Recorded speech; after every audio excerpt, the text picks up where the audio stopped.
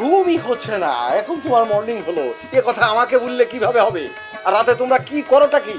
তুমি ভেবেছো আমি যে গেলা জানি না? হ্যাঁ, সারা রাত ওই চ্যাটিং না ফ্যাটিং কি সব করো, ফেসবুকে থাকো, আর সকালবেলা ঘুমিয়ে 2টার সময় আসো এই শুটিং এর সেটে। এইভাবে আমাদেরকে সবকিছু শেষ করে দিলে তো হবে না।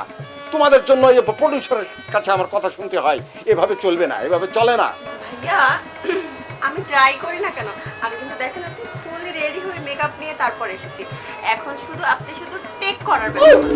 কি ব্যাপার, তোমার হাতটা এত শক্ত কেন? হ্যাঁ, তুমি কি ইট ভাঙতে নাকি ক্রিকেট খেলতে? এত শক্ত কেন হাত? আরে ভাইয়া তা না, আসলে হচ্ছে কি আমি সবসময় জিম করি তো, আমি তো অনেক স্বাস্থ্য সচেতন, এই কারণে হচ্ছে আমার হাত দুটো শক্ত হয়ে গেছে। অবশ্য আস্তে আস্তে ঠিক হয়ে যাবে।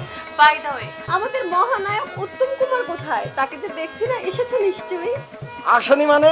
উত্তম কুমার তো সুচিত্রা সেনের জন্য একদম বিভাগী হয়ে বসে আছে। কখন তুমি আসবে, কেন তুমি আসছো না? দুনিয়ার কৈফিয়ত জারি করতে হচ্ছে আমাকে। তুমি এসেছো না, এখন আমাকে উদ্ধার করো।